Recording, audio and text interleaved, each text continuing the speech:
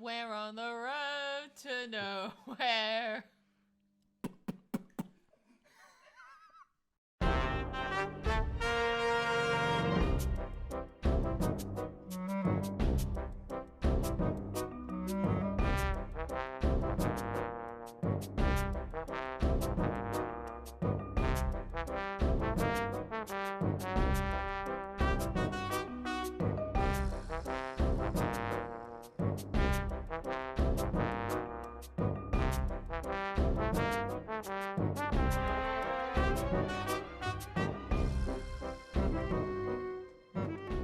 Yeah, the road to nowhere leads specifically here.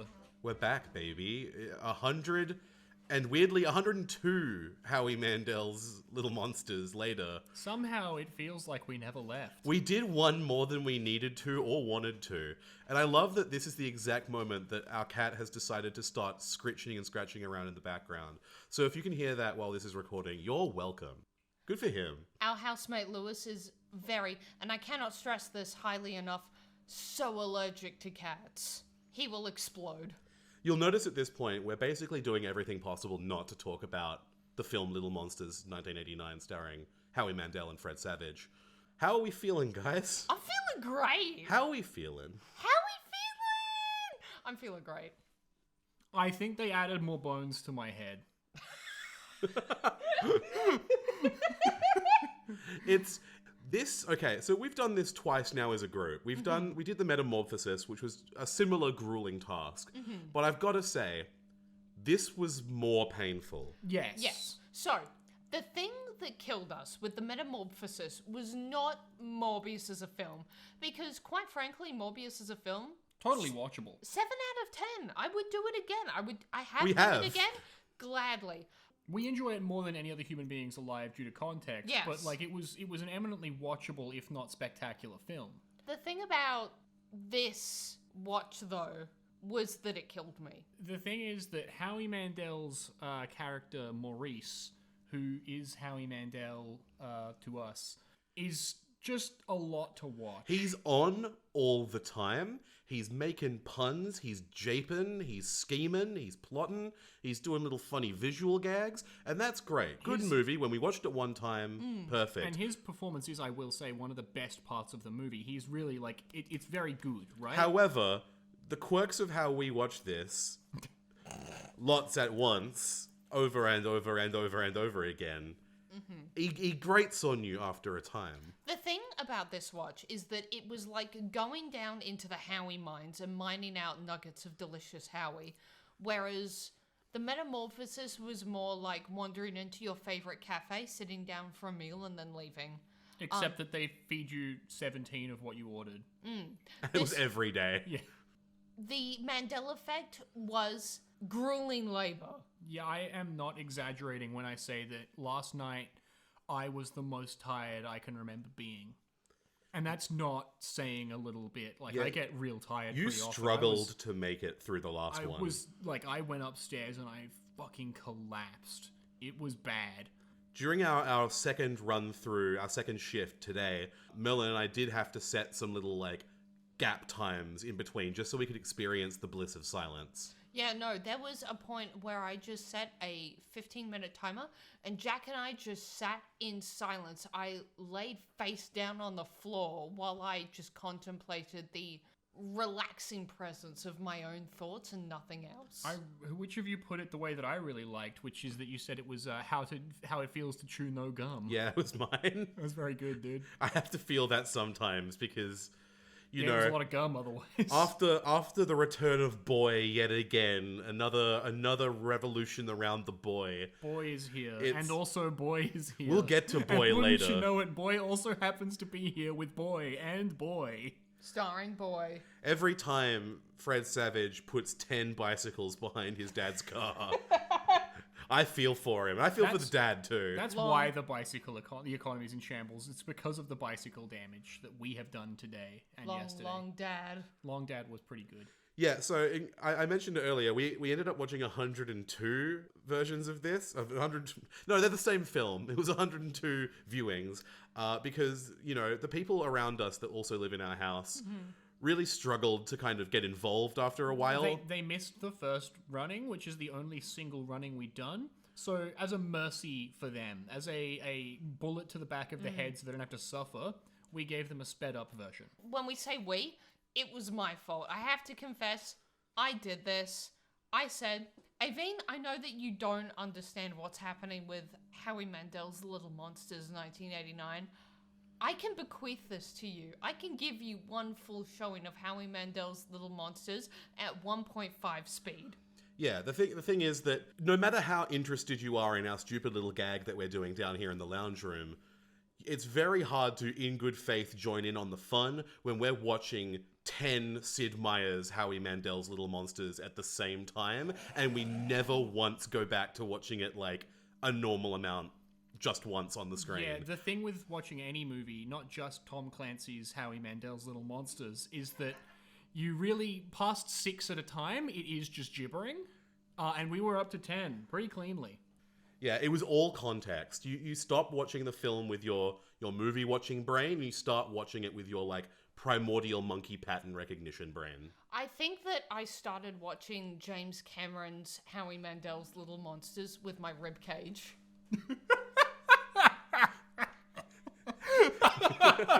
No, I remember you saying that. You said that all your ribs had fused together. You're like a fucking space marine. Oh, God. So yeah, that's how we're feeling.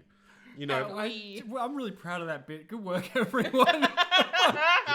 and now we've ruined it by drawing attention to it. It was incredibly well done. So good. The Metamorphosis tested our ability to like keep to schedules and make time in our day to do this bit. And we failed. And we failed because it turns out that even we have other things to do with our time. But not today and yesterday. But no, we experienced the full brunt of the stupid ideas that we come up with. And what brunt it was. Brunt, FCA. Yep.